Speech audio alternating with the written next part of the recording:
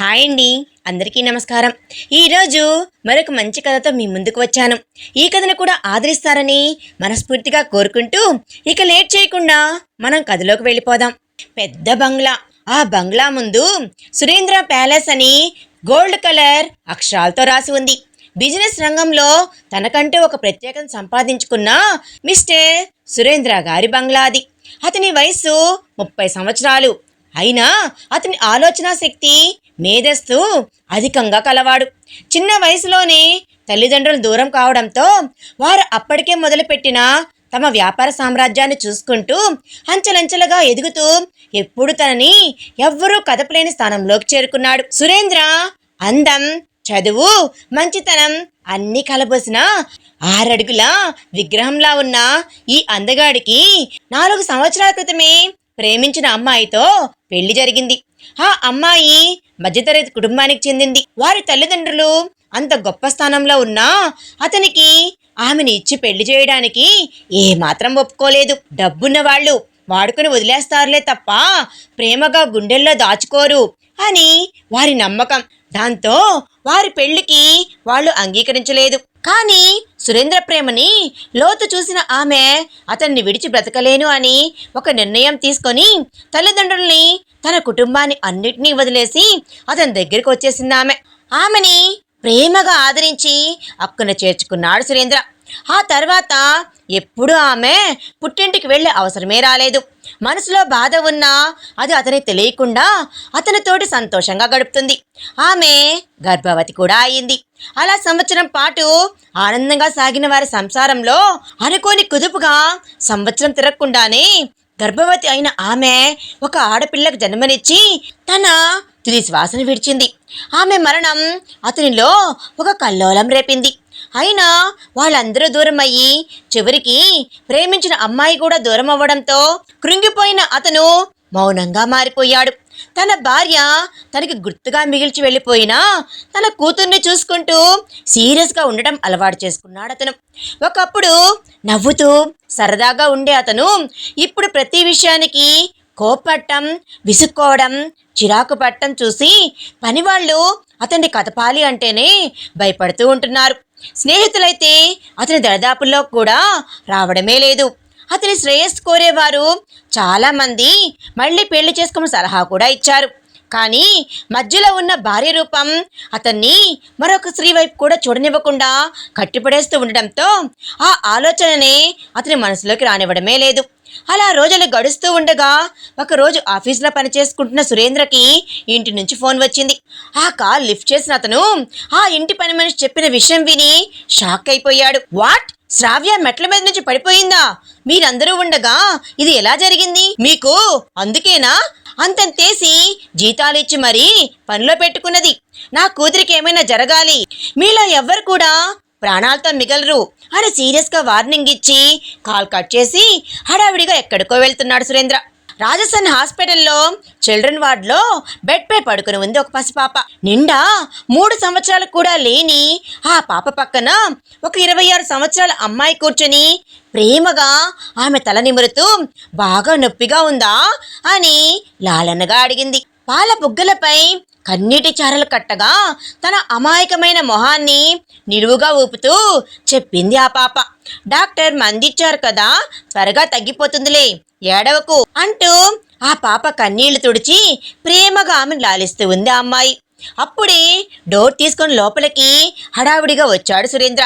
అతన్ని చూసి గౌరవం కొద్ది లేచి నిలబడింది ఆ యువతి. నాన్న అని అతన్ని చూడగానే ఏడు పొంగుకు రావడంతో ఎక్కిళ్ళు పెడుతూ ఉంది ఆ పాప. అమ్మా శ్రావ్య అంటూ ఆ పాప దగ్గరికి వెళ్ళి చేతికి కట్టి ఉన్న కట్టును చూసి కన్నీళ్లు పెట్టుకున్నాడు సురేంద్ర. అది చూసి అయ్యో మీరేమీ అంత టెన్షన్ పడకండి సార్, అంత ప్రమాదం ఏమీ లేదు, జస్ట్ ఎయిర్ క్రాక్ అంతే, ఒక 2 వీక్స్ జాగ్రత్తగా చూసుకుంటే సరిపోతుంది అంది ఆ యువతి. దాంతో కళ్ళెత్తి ఆమె వైపు చూశాడతను.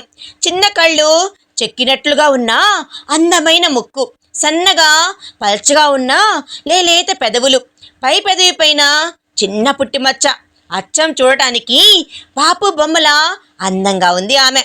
ఆమెను చూస్తూ ఉంటే ఎక్కడో చూసినట్లే అనిపిస్తూ ఉంది అతనికి. అలా అనుకుంటూనే తన దృష్టిని ఆ పాప వైపు తిప్పి ప్రేమగా ఆమె తల నిమురుతూ, డాక్టర్తో మాట్లాడి వస్తాను, ఇంటికి వెళ్దాం తల్లి అని అన్నాడు సురేంద్ర. సరే అన్నట్లు తలాడించింది ఆ పాప. దాంతో ఆ గదిలో నర్సు ఉందేమో అని ఆమె కోసం చూశాడు అతను. దేనికోసం చూస్తున్నాడో అర్థం చేసుకొని, మీరేం కంగారు పడకండి, మీరు వచ్చే వరకు పాపని నేను చూసుకుంటాను అని చెప్పింది ఆ అమ్మాయి. మీరు అని అనుమానంగా నోరు చిట్లించి అడిగాడు సురేంద్ర. ఐయామ్ భాను, జూనియర్ డాక్టర్ని అంటూ తనను తాను పరిచయం చేసుకుంది ఆమె. ఓ అవునా అన్నట్లు ఓ చూపు ఆమె వైపు చూసి, పాపను జాగ్రత్తగా చూసుకోండి అని చెప్పి అక్కడి నుండి వెళ్ళిపోయాడు అతను. వెళ్తున్న వైపు చూసి, అబ్బో బాబు బాగా ఫోజ్ కొడుతున్నాడే, పాపను జాగ్రత్తగా చూసుకోవాలంట, బేస్ వాయిస్ అని మనసులో అనుకొని పక్కన ఉన్న యాపిల్ కట్ చేసి ప్రేమగా ఆ పాపకు తినిపిస్తూ ఉందామె. డాక్టర్తో మాట్లాడిన సురేంద్ర పాపను ఇంటికి తీసుకుని వెళ్తూ, డాక్టర్ నాకు పాపను చూసుకోవడానికి ఒక కేర్ టేకర్ కావాలి, మీరేమైనా అరేంజ్ చేయగలరా అని అడిగాడు సురేంద్ర. ఓ షూర్ సార్, రేపు మార్నింగ్ కేర్ టేకర్ మీ ఇంటికి వస్తుంది అని చెప్పాడు డాక్టర్. ఓకే, కానీ నాకు మార్నింగ్ వచ్చి ఈవినింగ్ వెళ్ళిపోయేలా కాదు, 24 అవర్స్ పాపతో ఉండి పాపని జాగ్రత్తగా పాపని మాత్రమే చూసుకునేవాళ్ళు కావాలి అని సూటిగా అతన్ని చూస్తూ చెప్పాడు సురేంద్ర. తప్పకుండా సార్, నేను అరేంజ్ చేస్తాను అని డాక్టర్ చెప్పడంతో పాపను తీసుకొని అక్కడి నుంచి వెళ్ళిపోయాడు సురేంద్ర. కనీసం అప్పటి వరకు ఆ పాపను జాగ్రత్తగా చూసుకున్న భానుకి థ్యాంక్స్ కూడా చెప్పలేదు అతను. ఆ next day morning care taker కోసం ఎదురు చూస్తూ ఉన్నాడు సురేంద్ర. ఆమె త్వరగా వస్తే ఆమెకు పాపను అప్పగించి జాగ్రత్తలన్నీ చెప్పి అతను ఆఫీస్కి వెళ్ళాలి. ఈరోజు ఆఫీస్లో చాలా ఇంపార్టెంట్ మీటింగ్ ఉంది. మామూలుగా మీటింగ్ అయితే అతను అంతగా పట్టించుకునేవాడు కాదేమో, కానీ అది అతని డ్రీమ్ ప్రాజెక్ట్కి సంబంధించిన మీటింగ్. అది తన వైఫ్ ప్రేమ పేరు మీద తను ఫస్ట్ స్టార్ట్ చేసిన ప్రాజెక్ట్ అది. ఆమె మరణించడంతో మధ్యలో ఆపేశాడు అతను. మళ్ళీ దాన్ని స్టార్ట్ చేయాలి అని, ఆమె గుర్తుగా ఆ ప్రాజెక్ట్ నిలుపుకోవాలి అని అనుకున్న సురేంద్ర దానికి సంబంధించిన మీటింగ్ ఈరోజు పెట్టడం జరిగింది. సరిగ్గా అదే సమయంలో పాపకి హెల్త్ బాగోలేకపోవడంతో అతను బాగా డిస్టర్బ్ అయ్యాడు. అయినా సరే ఆ ప్రాజెక్ట్ని అలా మధ్యలో వదిలేయటం ఇష్టం లేక కష్టంగానే ఆఫీస్కి రెడీ అవుతూ ఉన్నాడు. అప్పుడే ఒక పనివాడు అతని దగ్గరికి వచ్చి, సార్ మీకోసం ఎవరో ఒక అమ్మాయి వచ్చారు అని చెప్పాడు అతను. అమ్మాయా అని అతని వైపు చూసి, ఓ కేర్ టేకర్ గురించి డాక్టర్ని అడిగాను కదా, బహుశా ఆయనే పంపించి ఉంటారు, సరే వెయిట్ చేయమను, నేను వస్తున్నాను అని చెప్పాడు. అదే మాట తీసుకుని వెళ్ళి క్రింద నిలబడి ఉన్న భానుకి చెప్పాడు పనివాడు. సరే అని చెప్పి ఆ ఇంటిని నిశితంగా పరిశీలిస్తున్న భానుకి దేవుడి గదిలో దీపం పెట్టి చాలా రోజులైనట్లు కనిపించింది. ఎండిపోయిన పూలమాలతో దుమ్మ పట్టిన మసి పట్టేసిన దీపపు కుందులతో వెలవెలపోతూ ఉంది ఆ దేవుడి మండపం. మామూలుగానే దైవభక్తి ఎక్కువగా ఉన్న భాను ఆ పరిస్థితుల్లో ఉన్న ఆ మందిరాన్ని చూసి, ఏ మనిషిలో ఏంటో, ఉండడానికి బీరువాల నిండా డబ్బే ఉంటుంది, కానీ ఆ డబ్బు ఇచ్చిన దేవుడికి మాత్రం అస్సలు పట్టించుకోరు అని అనుకుంటూ తాను కాలికి ఉన్న చెప్పులు అక్కడే వదిలేసి ఆ దేవుని మందిరంలోకి కుడి కాలు పెట్టింది. దుమ్ము పట్టేసిన మందిరాన్ని క్లాత్ పెట్టి శుభ్రంగా తుడిచి మసివారిపోయిన దీపపు కుందులు పక్కకు తీసేసి పక్కన ఉన్న కబ్బోర్డ్ నుంచి కొత్త దీపపు కుందులు తీసుకొని అక్కడ పెట్టి కాస్త నూనె పోసి వాటిని వెలిగించింది ఆమె. అప్పుడే సురేంద్ర మెట్లు దిగుతూ ఉన్నాడు. అనుకోకుండా అతని చూపు దేవుడి మందిరం వైపు వెళ్ళింది. ఆ సమయంలోనే దీపాలు వెలిగిస్తూ ఉంది భాను. ఆ కాంతిలో ఆమె మొహం చూడగానే సురేంద్ర అడుగులు అక్కడితో ఆగిపోయాయి. అతని మనసులో నిలిచిపోయి ఉన్న అతని భార్య రూపం మరొక్కసారి అతని కళ్ళ ముందుకు వచ్చినట్లుగా అనిపించింది. ప్రేమ కూడా ఇలానే పొద్దున్నే పూజ చేసుకుంటూ ఉండేది కదూ అని అనుకుంటూ ఒక్కొక్క అడుగు వేస్తూ ఆ గదిలోకి వెళ్ళి భాను పక్కన నిలబడి దేవుడి దండం పెట్టుకున్నాడు సురేంద్ర. ఆ క్షణం అతను ఎందుకు అలా చేశాడో అతనికే తెలియలేదు. దీపం వెలిగించడంతో దేవుడి దండం పెట్టుకొని వెనక్కి తిరిగిన భాను అక్కడే నిలబడి ఉన్న సురేంద్రాన్ని చూసుకోకుండా అతన్ని గుద్దుకొని వెనక్కి పడబోయింది ఆమె. అది గమనించి ఆమె పడకుండా ఆమె నడుం చుట్టూ గట్టిగా చేతులు బిగించి పట్టుకున్నాడు సురేంద్ర. అతని చేతుల్లోకి పట్టుకున్న భాను అతని కళ్ళల్లోకి అలాగే చూస్తూ ఉండిపోయింది. ఇవే కళ్ళే నేను ఎక్కడో చాలా దగ్గర నుండి చూశాను అన్న ఫీలింగ్ మనసులో కలుగుతూ ఉండడంతో ఆమె కళ్ళల్లో మరేదో వెతుకుతూ అలా చూస్తూ ఉండిపోయాడు సురేంద్ర. అలా 2 నిమిషాల తర్వాత డాడీ ఎక్కడున్నారు మీరు అన్న పిలుపు వినిపించడంతో స్పృహలోకి వచ్చి ఆమెను సరిగ్గా నిలబెట్టాడు సురేంద్ర. సారీ అండి, దేవుడు మందిరం పూజ లేకుండా ఇలా కళావిహీనంగా ఉండడం చూసి మీ పర్మిషన్ లేకుండానే గదిలోకి వచ్చి నేను దీపం పెట్టాను, క్షమించండి అని తల వంచుకొని సంజాయిష్ చెప్పింది భాను. క్షమించడానికి నువ్వు చేసింది చిన్న తప్పు కాదు. ఇది నా భార్య ఎంతో ఇష్టపడి కట్టించుకున్న మందిరం. ఇక్కడ దీపం అంటూ పెడితే తనే పెట్టాలి. తను మాకు దూరం అవ్వడం వలన ఈ దేవుడి మందిరానికి కళ కూడా తప్పింది. అది తెలుసుకోకుండా నువ్విక్కడికి వచ్చి దీపం పెట్టడానికి నీకెంత ధైర్యం అని కోపంతో పళ్ళు కొరుకుతూ అడిగాడు సురేంద్ర. అతని కోపం చూసిన భాను భయపడలేదు. చిన్నగా నవ్వుతూ, మీరే అంటారు కదా సార్, ఇది మీ భార్య ఇష్టంగా కట్టించుకున్న మందిరం అని. అలా అయితే ఆమె ఎప్పుడు ఈ మందిరాన్ని ఇలా నిర్లక్ష్యంగా వదిలేసి ఉండేవారు కాదు కదా. ప్రతిరోజు దీపధూప నైవేద్యాలతో తన పతిదేవుణ్ణి క్షేమంగా చూడమని ఆ దేవుడికి విన్నవించుకుంటూ ఉండేవారు కదా. అలాంటప్పుడు ఆమె ఆలయంతో సమానంగా చూసే ఈ మందిరాన్ని ఇప్పుడు ఆమె లేదు అని ఇలా వదిలేస్తారా? అంటే ఆమె ఇష్టాన్ని మీరు గౌరవించినట్లు అనే కదా అర్థం అని సూటిగా అతన్ని చూస్తూ అడిగింది భాను. ఏం మాట్లాడుతున్నావు నువ్వు మిస్? నేను నా భార్య ఇష్టాన్ని గౌరవించకపోవడమేంటి అని పళ్ళు నూరుతూ అడిగాడు సురేంద్ర. మరి కాక ఏంటి సార్ ఇది? మనిషి మనకు దూరమైనంత మాత్రాన మనల్ని వదిలి వెళ్ళిపోయినట్లు కాదు కదా. తను మనతోనే ఉన్నంతకాలం వేటిని ఇష్టపడిందో, ఎలా ప్రేమించిందో, ఎలా చూసుకుందో వాటిని అలానే మనం కూడా చూసుకుంటే ఆమె ఎప్పటికీ మనల్ని వదిలి వెళ్ళిపోదు. మనిషి లేనప్పుడు ఆమె ఇష్టాలతో సంబంధం ఏముంది అన్నట్లు ఇలా వదిలేస్తే అది ఆమె ఇష్టాన్ని గౌరవించినట్లా లేక మర్చిపోయినట్లా అని అడిగింది భాను. దాంతో ఆలోచనలో పడ్డాడు సురేంద్ర. వెంటనే పని మనిషిని పిలిచి, రేపటి నుంచి దేవుడి మందిరంలో దీపం ఉండాలి, అలాగే ఈ ఇంట్లో ప్రేమ ఉన్నప్పుడు ప్రతి పని ఎలా అయితే జరిగేవో అలాగే ఇప్పుడు కూడా జరగాలి, వీటిలో తేడా కూడా రాకూడదు అని ఆర్డర్ వేశాడు సురేంద్ర. అది చూసి చిన్నగా నవ్వుకొని, మీ భార్యకు నచ్చినట్లు ఇల్లు మాత్రమే ఉంటే సరిపోదు సార్, మనుషులు కూడా ఉండాలి అని అంది భాను. ఆ మాట తననే అంటుంది అని అతనికి అర్థమైనా సరే అర్థం కానట్లు సీరియస్గా ఆమెను చూస్తూ, పాప జాగ్రత్త అని చెప్పి అక్కడి నుండి వెళ్ళిపోయాడు అతను. నాకు పాపని జాగ్రత్తగా చూసుకోవడం తెలుసు, దానితో పాటు వాళ్ళ బాబును కూడా జాగ్రత్తగా చూసుకోవడం తెలుసు అని అనుకొని చిన్నగా నవ్వుకుంది భాను. ఆ రోజు నుండి దూరమైన తల్లి ప్రేమ శ్రావ్యకి దక్కింది. భాను ఆ పాపని పరాయి పిల్లల్లా కాకుండా తన సొంత కూతుర్లా చూసుకుంటుంది. పాప ఆమెకి అంత దగ్గర అవడంతో కొంచెం రిలాక్స్గా ఊపిరి తీసుకున్న సురేంద్ర కూడా తన బిజినెస్ వ్యవహారాలపై పూర్తిగా దృష్టిని పెట్టగలుగుతున్నాడు అతను. వీకెండ్స్ వస్తే చాలు ఏదో ఒక ప్రోగ్రాం ఫిక్స్ చేసేసి సురేంద్రాని ఎలాగైనా ఒప్పించి వాళ్ళిద్దరినీ తీసుకొని బయటకు వెళ్ళిపోతూ ఉంటుంది భాను. అది చూసిన పనివాళ్ళు ఆమె చురుకుతనం చూసి అబ్బరపడ్డారు. ఎవరి మాట వినని సురేంద్ర ఆమె మాట వినడంతో కొందరిలో అసూయ కూడా చెలరేగింది. మరికొందరైతే వారి గురించి ఇంకా లోతుగా ఆలోచించే ప్రయత్నాలు కూడా చేయసాగారు. భాను చురుకుతనం, మాటా విధానం, తన సొంత మనుషుల్లా పట్టించుకోవడం, ముఖ్యంగా శ్రావ్యకి తల్లి ప్రేమను పంచడం సురేంద్రకు చాలా బాగా నచ్చింది. ఒకరోజు సాయంత్రం బాల్కనీలో ఉయ్యాల బల్ల మీద కూర్చొని పాపని ఒడిలో పడుకోబెట్టుకొని జో కొడుతూ ఉన్నాడు సురేంద్ర. పాపని తనతో తీసుకుని వెళ్ళి పడుకోబెడదాము అని అక్కడికి వచ్చిన భాను అది చూసి, అయ్యో నిద్రపోయిందా, సరే ఇటు ఇవ్వండి నేను పడుకోబెడతాను అంటూ తీసుకోబోయింది పాపని. పడుకోబెట్టచ్చులే, కాసేపు అలా కూర్చో అని అన్నాడు సురేంద్ర చిన్నగా నవ్వుతూ.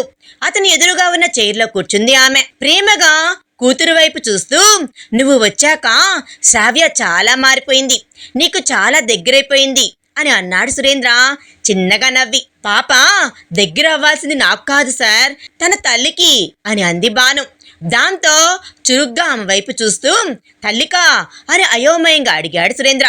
అవును సార్, తల్లికే ఎన్ని రోజులని తనని ఇలా తల్లి లేని పిల్లలాగా ఒంటరిగా పెంచాలి అని చూస్తున్నారు? ఎవరైనా మంచి అమ్మాయిని చూసి పెళ్లి చేసుకోండి సార్. పాపకి తల్లితో పాటు మీకు భార్య అవసరం ఎంతైనా ఉంటుంది. పోయిన వాళ్లతోటే మనము పోలేం కదా, అలాగని వాళ్ళ జ్ఞాపకాలతోటే జీవితాన్ని గడిపేస్తాను అని వాళ్ళని తలుచుకుంటూ ఇలానే ఉండిపోవడం కూడా కరెక్ట్ కాదు. చావు పుట్టకన్నది మన చేతుల్లో లేదు కదా. అలా అని మీ భార్యను మర్చిపోమని కాదు సార్. ఆమెను మీ గుండెల్లో దాచుకొని ఆమెలానే మిమ్మల్ని, మీ పాపని ప్రేమించే మరొక స్త్రీకి ఆమె స్థానాన్ని ఇవ్వండి. అది చాలు. అలా చేస్తే పైనున్న మీ భార్య గారు కూడా తన కూతురికి ఒక తల్లి దొరికింది అని చాలా సంతోషిస్తారు అని చెప్పింది భాను. అతను మౌనంగా ఉండిపోవడం చూసి పాపని తీసుకొని అక్కడి నుండి వెళ్ళిపోయింది భాను. ఆమె వెళ్ళిపోవడంతో ఆలోచనలో పడ్డాడు సురేంద్ర. ఈమెని చూడక ముందు వరకు మరో పెళ్లి ఆలోచనే అతనికి రానే లేదు. తన పాపను తాను చూసుకోగలడు అన్న ధీమా కూడా ఉండడంతో మరో స్త్రీని తన జీవితంలోకి రానివ్వకూడదు అనుకున్నాడు. కానీ ఎప్పుడైతే భానుకి పాప దగ్గర అయ్యిందో అప్పుడు అతనికి అర్థమైంది తల్లి ప్రేమ అంటే ఎలా ఉంటుందో, పిల్లలు తల్లి అంటే ఎంత సంతోషంగా ఉంటారో అని.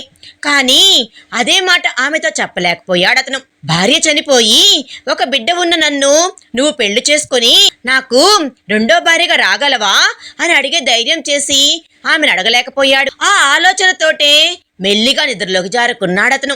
ఆ నెక్స్ట్ డే ప్రాజెక్ట్ గ్రాండ్ సక్సెస్గా అయినందుకు పెద్ద పార్టీ అరేంజ్ చేశాడు సురేంద్ర.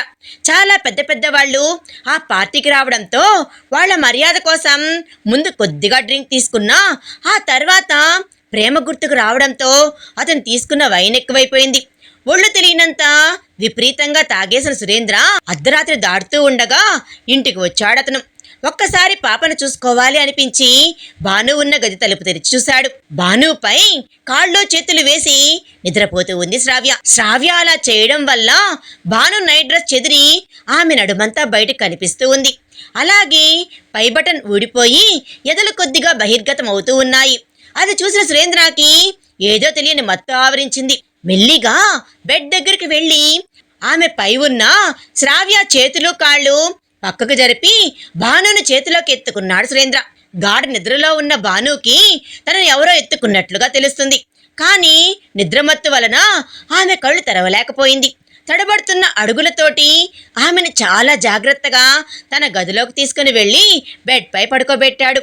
తన కోటు విప్పి పక్కన పడేసి సన్నగా ఎర్రగా అందంగా తనను ఊరిస్తూ ఉన్న ఆమె పెదాల మాధుర్యాన్ని రుచి చూడటం కోసం తన పెదవులని ఆమె దగ్గర తీసుకుని వెళ్తూ ఉన్నాడు అతను.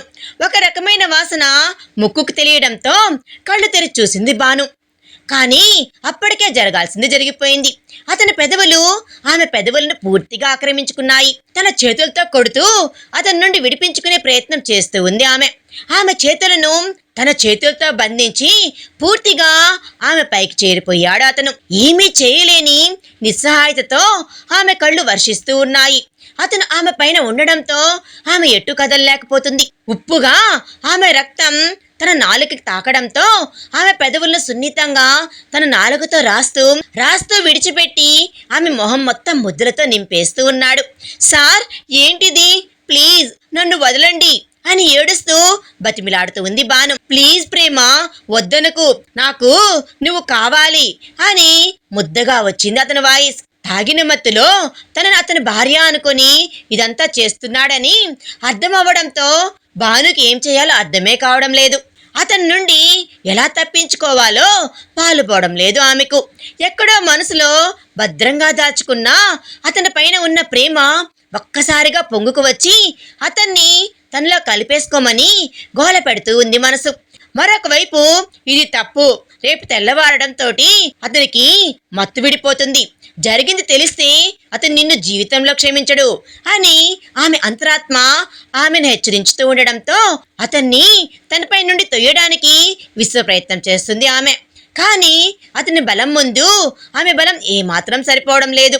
మొహాన్ని వదిలి కొంచెం కిందకు జరిగి ఆమె మెడవంపుల్లో పెదాలతో రాస్తూ చిరుముద్దులిస్తున్నాడు అతను. ఆ ముద్దులతో మైకంలోకి వెళ్ళిపోతూ ఉంది భాను. అతన్ని దూరం చెయ్యాలి అనే ఆమె తాపత్రయం మెల్లగా తగ్గుతూ ఉంది. నైట్ డ్రెస్ కు ఉన్న మిగిలిన బటన్స్ కూడా విప్పేశాడు అతను. చక్కగా వంపు తిరిగి ఉన్న ఆమె నడుము అతనికి పిచ్చెక్కిస్తూ ఉంది. తన పెదాలతో ఇంచు ఇంచు వదలకుండా ఆ నడుమును తడిమేస్తూ అక్కడక్కడ పంటిఘాట్లను పెడుతూ ఆమెలో తమకాన్ని పెంచుతూ ఉన్నాడు అతను. ఈ చర్యతో అతని దూరంగా నెట్టాలి అన్న ప్రయత్నాన్ని పూర్తిగా వదిలేసింది భాను. నడుము కింద నుంచి తన చేతిని పెట్టి మెల్లిగా పైకి జరుగుతూ బ్రాకి ఉన్న హుక్కులు తీశాడు సురేంద్ర. దాంతో ఒక్కసారిగా ఉలిక్కి పడింది భాను. తన చేతులను గుండెలకు అడ్డుగా పెట్టుకొని సిగ్గుతో కళ్ళు దించుకుంది ఆమె. ఆ చేతులను మెల్లిగా అడ్డు తొలగిస్తూ తన నోటితో పైనున్న ఆ బ్రాని కూడా లాగి అవతల పడేశాడు అతను. ఇప్పుడు ఆమె యథ అందాలు అతని కనువిందు చేస్తూ ఉన్నాయి. అతను ఆమెను స్వర్గలోకపు అంచుల వరకు ఆమెను తీసుకువెళ్తూ ఉన్నాడు. అతనికి పూర్తిగా సహకరిస్తూ మొదటి కలయికలోని ఆనందాన్ని అనుభవిస్తూ తనను తాను మర్చిపోయింది భాను. ఆ ఆనందంలో నొప్పిని కలిగించే ఏ బాధ అయినా ఇంకా కావాలి అన్నట్లుగా ఉండడంతో అతని వీపుపై తన గోళ్లతో గట్టిగా గిల్లుతూ తన స్త్రీతత్వాన్ని అచ్చంగా అతనికి అప్పచెప్పేసింది ఆమె. కొన్నేళ్ల ఒంటరితనాన్ని ఆమె పొందులో మర్చిపోయి శరీరాలు రెండూ చెమటలతో తడిచిపోగా అలసి సొలసి ఎప్పటికో నిద్రపోయారు ఆ ఇద్దరు. సురేంద్ర ఆమెని అలా వదిలేయకుండా ఆమె తలని తన గుండెల మీదకి తెచ్చుకొని ప్రేమగా దగ్గరికి హత్తుకొని పడుకున్నాడు. ఆ క్షణం భానుకి ఇది కామమో మోహమో అని అనిపించలేదు. ప్రేమ తన భార్యపై తను పెంచుకున్న ప్రేమ. తాగిన మత్తులో తన భార్య అనుకొని ఆ ప్రేమను నాకు పంచాడు అనుకుంది. ఆ ప్రేమ జీవితంతో నాకు తోడుగా ఉంటే బాగుండు అని అనుకుంటూ అలానే కన్నీళ్లతో అతని మొహాన్ని చూస్తూ అతని నుడిపై చిన్నగా ముద్దు పెట్టుకొని నిద్రలోకి జారుకుంది ఆమె. ఆ నెక్స్ట్ డే మార్నింగ్ ఒళ్ళంతా భారంగా ఉండడంతో కష్టంగా నిద్రలేచే సురేంద్రకి తన గదంతా చిందరవందరగా ఉండటం కనిపించింది. ఏంటి ఈ రూమ్ ఇలా ఉంది, నేనెప్పుడూ రూమ్ని ఇలా పెట్టుకోను కదా అని అనుకుంటూ పక్కకు తిరిగి చూసిన అతనికి తన ఒంటి మీద ఉండాల్సిన బట్టలు బెడ్కి కొంచెం దూరంగా పడి ఉండటం కనిపించింది. దాంతో ఏదో అనుమానం రావడంతో బ్లాంకెట్ పక్కకు జరిపి తనను తాను చూసుకున్నాడు అతను. తెల్లగా ఉండే తన శరీరం అక్కడక్కడ ఎర్రగా మారి ఉంది. ఏం జరిగింది అని అనుకుంటూ జరిగింది గుర్తు తెచ్చుకునే ప్రయత్నంలో ఉన్న అతనికి వీపు మీద మంటగా అనిపించింది. దాంతో హడావిడిగా లేచి నడుముకు టవల్ చుట్టుకొని అద్దం దగ్గరికి వెళ్ళి చూసుకున్న అతనికి వీపు మీద చాలా గోటిఘాట్లు కనిపించాయి. ఓ మై గాడ్, అసలు ఇదంతా ఎలా జరిగింది అని అనుకుంటూ ఆ గదిలో తనతో పాటు మరి ఇంకెవరైనా ఉన్నారేమో అని చూసుకొని అతనికి బెడ్ పై బ్లడ్ మార్కులు కనిపించాయి. అది చూసిన అతనికి వెంటనే గుర్తుకు వచ్చింది భాను. నేను ఇదంతా భానుతో చేసి ఉంటే అన్న ఆలోచన కూడా అతను తట్టుకోలేకపోతున్నాడు. వెంటనే వాష్రూమ్లోకి వెళ్ళి ఫ్రెష్ అయి కంగారుగా కిందకి దిగి శ్రావ్య ఉన్న రూమ్ డోర్ తెరిచి చూశాడు. అక్కడ ఎవ్వరూ కనిపించలేదు. ఇల్లంతా బోసిపోయినట్లు ఎవ్వరూ లేనట్లుగా ఉంది. ఏంటిది, తను నిజంగా నేను అనుకున్నట్లు రాత్రి నాతోటే ఉంటే, నేను తనతో తప్పు చేసి ఉంటే ఈ పాటకి తను వచ్చి నన్ను నిలదీసేది కదా. కానీ అలాగేమీ జరగలేదు. అంటే రాత్రి నా గదిలో ఉన్నది తను కాదా? తను కాకపోతే మరి ఎవరు అని అనుకుంటూ 2 అడుగులు ముందుకు వేసిన అతనికి, సార్, శ్రావ్య అమ్మ మేమెంత చెప్పినా టిఫిన్ చేయడం లేదు, ఒకసారి మీరు మాట్లాడండి సార్ అంటూ తల వంచుకొని చెప్పింది ఆ ఇంటి వంట మనిషి. శ్రావ్య టిఫిన్ తినకపోతే భానుకు చెప్పు, తను తినిపిస్తుంది అని విసుగ్గా అన్నాడు సురేంద్ర. దాంతో అయోమయంగా అతని వైపు చూస్తూ, భాను మేడం వెళ్ళిపోయారు కదా సార్, అందుకే కదా శ్రావ్య అమ్మ ఏడుస్తూ కూర్చున్నారు అని అంది ఆ వంట మనిషి. వాట్, భాను వెళ్ళిపోయిందా? ఆ మాటతోటి అతని నెత్తి మీద పిడుగుపడినట్లయింది. కానీ ఎక్కడికి అని కంగారుగా అడిగాడు. శ్రావ్య అమ్మకి ఇంకా కేర్ టేకర్ అవసరం లేదు అని నేనే చూసుకుంటాను, వెళ్ళిపోమని మీరు చెప్పారంట కదా సార్, అందుకనే మేడం తెల్లవారుజామున వెళ్ళిపోయారు, శ్రావ్య అమ్మ లేసే వరకు కూడా మేడం లేరు అని చెప్పింది వంట మనిషి. దాంతో రాత్రి ఆ సంఘటన జరిగింది భానుతోనే అన్న క్లారిటీ అయిపోయింది సురేంద్రకి. ఓకే, నేను వెళ్ళి భానుని తీసుకుని వస్తాను, నువ్వు ఆ మాట శ్రావ్యకి చెప్పి తనకు టిఫిన్ పెట్టి తినిపించు అని చెప్పి కార్ కీస్ తీసుకొని వేగంగా అక్కడి నుండి బయలుదేరాడు సురేంద్ర. తప్పు చేశాను, చాలా పెద్ద తప్పు చేశాను. కానీ ఆ తప్పు కోరికతో కాదు, తనంటే ప్రేమతోనే చేశాను అని తనకు చెప్పాలి. తను ఒప్పుకుంటే నా భార్య స్థానం తనకిచ్చి తనను నా గుండెల్లో పెట్టుకొని చూసుకుంటాను అని కూడా చెప్పాలి. నేను ప్రేమని ఎంతైతే ప్రేమించానో ఇప్పుడు తనను కూడా అంతే ప్రేమిస్తున్నాను అని తనకు కూడా తెలియజేయాలి. నాకు భార్యగా, నా కూతురి తల్లిగా వచ్చే అర్హత తనకు తప్ప ఎవ్వరికీ లేదు అని తనను ఒప్పించి నాతో తెచ్చుకోవాలి అని అనుకుంటూనే కార్ డ్రైవ్ చేస్తూనే ఉన్నాడు సురేంద్ర. అతని కళ్ళల్లో సన్నటి కన్నీటి పొర కూడా కదులాడుతుంది. 10 నిమిషాల్లో హాస్పిటల్లో చేరుకున్నాడు అతను. డాక్టర్ దగ్గరికి వెళ్ళి బాను డీటెయిల్స్ అడిగాడు అతను. తను ఇంటెన్గా మా హాస్పిటల్కి వచ్చింది. మీరు కేర్ టేకర్ కావాలనడంతో తను వెళ్తాను అని మమ్మల్ని ఒప్పించి ఇక్కడ చేస్తున్న జాబ్కి రిజైన్ చేసి మరీ మీ దగ్గరికి వచ్చింది. అంతకు మించి తన గురించి నాకు ఏ వివరాలు తెలియదు. తన అడ్రస్ కూడా మా దగ్గర లేదు అని చెప్పాడు డాక్టర్. దాంతో అతనికంతా అయోమయంగా అనిపించింది.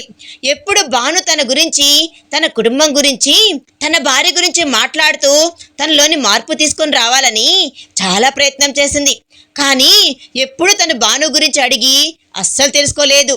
అసలు ఆమె ఎవరు, ఏమిటి, తన కుటుంబం, చదువు, దీని గురించి తెలుసుకోవాలి అని ఒక్క చిన్న ప్రయత్నం కూడా చేయలేదు. డాక్టర్ని ఒప్పించి మరీ కేర్ టేకర్గా రావాల్సిన అవసరం తనకేంటి? జాబ్కి రిజైన్ చేసి వచ్చింది అంటే ఆల్మోస్ట్ తన కెరీర్ని వదులుకున్నట్లే కదా. అంత త్యాగం చేసి నా కూతురు చూసుకోవాల్సిన అవసరం ఆమెకి ఏంటి?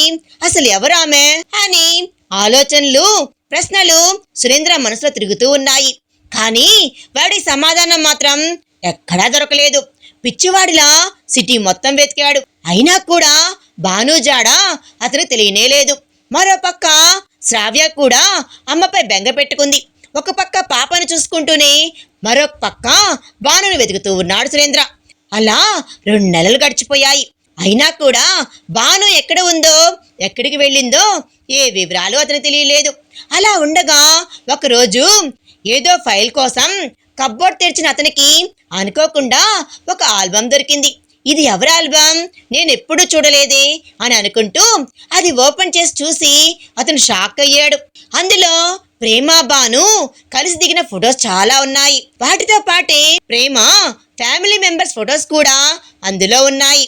అది చూసిన సురేంద్రకి మతిపోయింది.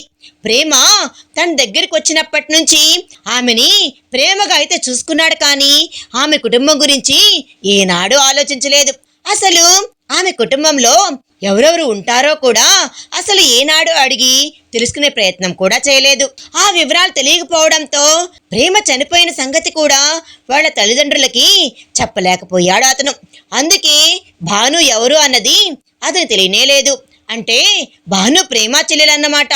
తను తన అక్క కూతురు కోసమే మా ఇంటికి వచ్చింది. నేనే తనకు అన్యాయం చేశాను, వెంటనే తన దగ్గరికి వెళ్ళాలి, క్షమించమని అడగాలి అని అనుకుంటూ అదే కప్బోర్డ్లో ఉన్న ప్రేమ సర్టిఫికేట్స్ తీసి అందులో ఉన్న ఆమె అడ్రస్ పట్టుకొని ఆమె ఇంటికి బయలుదేరాడు సురేంద్ర. మరో పక్క అందంగా చీర కట్టి తలలో కనకాంబరాల పూలమాల పెడుతూ, అబ్బాయి చాలా మంచివాడంటమ్మా, మంచి ఉద్యోగం, మంచి బుద్ధిమంతుడు, ఈ సంబంధం కుదిరితే నువ్వు చాలా అదృష్టవంతురాలివి అని చెప్తుంది భాను తల్లి.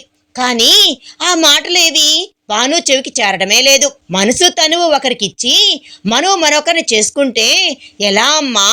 అక్క కూతురు కోసం ఆ ఇంటికి వెళ్ళాను, అనుకోకుండా బావ ప్రేమలో పడిపోయాను.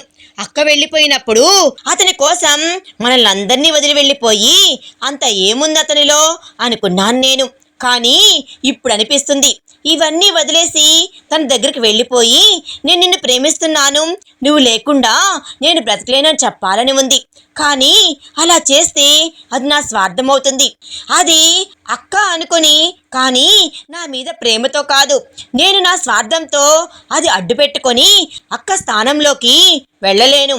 అలా అని నా జీవితంలోకి మరొకరు నేను రానివ్వలేను అని మనసులో అనుకుంటూ ఉంది. పెళ్లివారు వచ్చేశారు, అమ్మాయిని తీసుకొని రండి అని బయట నుంచి ఎవరో చెప్పడంతో రామ్మా అని భానుని తీసుకుని వెళ్ళి పెళ్లి కొడుకు ముందు కూర్చోబెట్టారు. పెద్దవాళ్ళందరూ మాట్లాడుకుంటూ ఉన్నారు, జోకులు వేసుకుంటూ ఉన్నారు, నవ్వుకుంటూ ఉన్నారు. కానీ భానుకి మాత్రం తలెత్తి ఎవరిని చూడాలి అనిపించడం లేదు. కళ్ళల్లో నీళ్లు కళ్ళల్లోనే ఆపుకుంటూ మనసులో ఉన్న సురేంద్ర రూపాన్ని తలుచుకుంటూ పిడికిళ్ళు బిగించి బలవంతంగా అక్కడ కూర్చొని ఉంది ఆమె. పెళ్లి కొడుకు చూడమ్మా అని ఎంతో మంది చెప్తున్నారు, కానీ ఆమె తల ఎత్తడమే లేదు. అప్పుడే అమ్మా అన్న పిలుపు ఆమె చెవిన పడింది. దాంతో ఒక్కసారిగా తల ఎత్తి చూసింది భాను. తండ్రి చేతిని వదిలి పరిగెత్తుకుంటూ వచ్చి భాను మెడని చుట్టేసింది శ్రావ్య. దాంతో ఏడుస్తూ శ్రావ్యాన్ని గట్టిగా హత్తుకుంది భాను. అది అంతా చూస్తున్న వారందరూ ఒక్క క్షణం షాక్ అయిపోయారు. ఎందుకు నన్ను వదిలేసావా అమ్మా? నువ్వేగా నాకు తోడుగా ఉంటాను, నాతోనే ఉంటానని చెప్పావు, మరి ఎందుకు లేవు అని ఎక్కిళ్ళు పెడుతూ అడిగింది శ్రావ్య. భాను తల్లిదండ్రులకి పెళ్లివారికి ఏం చెప్పాలో అర్థం కాక కంగారు పడుతూ నిలబడ్డారు. అసలు ఆ పాప ఎవరు, ఎందుకు తన కూతురు దగ్గరికి వచ్చిందో వాళ్ళకి ఏమాత్రం అర్థం కావడం లేదు. అక్కడ పరిస్థితి అర్థం చేసుకొని, క్షమించండి, నా పేరు సురేంద్ర, మా పాపకి చిన్న యాక్సిడెంట్ జరిగితే తనని భానుగారు ట్రీట్ చేశారు. తల్లి లేని నా కూతుర్ని ఆమె ప్రేమగా చూసుకోవడంతో తను ఆమెను చూడాలి అని మొండికేసింది. అందుకే ఇలా తీసుకుని వచ్చాను. కానీ ఇక్కడ పెళ్లి చూపులు జరుగుతున్నాయని మేము ఎక్స్పెక్ట్ చేయలేదు. ఐఎమ్ వెరీ సారీ అని పెళ్లివారికి చెప్పి శ్రావ్య రామ్మ అంటూ చేయి పట్టుకున్నాడు సురేంద్ర. కానీ భాను పాపను అస్సలు విడిచిపెట్టడం లేదు. భానుతో చాలా మాట్లాడాలి అని అక్కడికి వచ్చిన సురేంద్రకి పెళ్లి కూతురుగా ఆమె కనిపించగానే గుండె పగిలిపోయింది. దాంతో అలా చూస్తూ ఉండిపోయాడు సురేంద్ర. భాను ఆ పాపని విడిచిపెట్టకపోవడంతో భార్య వైపు కోపంగా చూశాడు భాను తండ్రి. ఆమె చూపును అర్థం చేసుకొని అమ్మా భాను అంటూ భుజం మీద చేయి వేసింది ఆమె తల్లి. శ్రావ్యాని భాను విడిచిపెట్టకుండానే శ్రావ్య అక్క కూతురమ్మా అని ఏడుస్తూ చెప్పింది భాను. ఆ మాట విన్న భాను తల్లి తండ్రి కాళ్ల కింద భూమి కంపించినట్లయిపోయింది. కొన్నాళ్ల క్రితం కనుమరుగైన కన్న కూతురి ప్రతిరూపం కళ్ల ముందు కనిపిస్తూ ఉండడంతో ఆమెను దూరం చేసుకున్న తన మొండితనాన్ని గుర్తు చేసుకుంటూ ఆ పాపను చూసుకొని ఒక్కసారిగా గళ్ళుమన్నారు వారిద్దరు. దాంతో పెళ్లివారికి విషయం అర్థమై చక్కగా అక్కడి నుంచి సర్దుకున్నారు. ఆ పరిస్థితిని చూసి క్షమించండి, మీ అనుమతి లేకుండా మీ ఇంటికి వచ్చినందుకు, మీ కూతురు మిమ్మల్ని వదిలి నా దగ్గరికి వచ్చినప్పుడు నా ప్రేమను అర్థం చేసుకుని వచ్చింది అనుకున్నాను. కానీ ఇంతటి ప్రేమను వదులుకొని వచ్చిందని నేను అస్సలు అనుకోలేకపోయాను. అనుకొని ఉంటే మీరు ఒప్పుకునే వరకు ఎదురు చూస్తూ ఉండేవాణ్ణి, కానీ తనని మీకు దూరం చేసేవాణ్ణే కాదు. బహుశా ఆ దూరం ఎలా ఉంటుందో, ఆ బాధ ఎంత నరకంగా ఉంటుందో తెలియజేయడం కోసమే అనుకుంటా దేవుడు తనను తీసుకుని వెళ్ళిపోయి నాకు ఒంటరితనాన్ని మిగిల్చాడు. తను చనిపోయే ముందు కూడా మిమ్మల్ని చూడాలి అని చాలా ఆరాటపడింది. కానీ నేను ఆ కోరిక కూడా తీర్చలేకపోయాను. మీ కూతుర్ని మీకు దూరం చేసినందుకు నన్ను క్షమించండి అని చేతులు జోడించి నమస్కారం చేస్తూ చెప్పాడు సురేంద్ర. అతనికి ఏమి సమాధానం చెప్పే పరిస్థితిలో లేని భాను తండ్రి అతని చేతులు పట్టుకొని క్రిందికి చూస్తూ అతన్ని ఒకసారి గట్టిగా హత్తుకున్నాడు. ఇప్పుడు అతను ఒంటరివాడు కాదు. అత్తగారు, మామగారు, బావమరుదులు, చెల్లెళ్ళు అందరూ ఉన్నారు. ఆ సంతోషంలో అతను ఉండగానే భానుతో తను చేసిన పని గుర్తుకు వచ్చింది. వారందరి ముందు భాను విషయంలో తను చేసిన తప్పుని ఎలా చెప్పాలో అతనికి అర్థమే కావడం లేదు. ఒకవేళ అది చెప్తే మళ్ళీ తన్ను అసహించుకుంటారేమో అని భయపడుతూ ఉన్నాడు సురేంద్ర. భాను మాత్రం అతన్ని కనురెప్ప కూడా వేయకుండా చూస్తూ ఉండిపోయింది.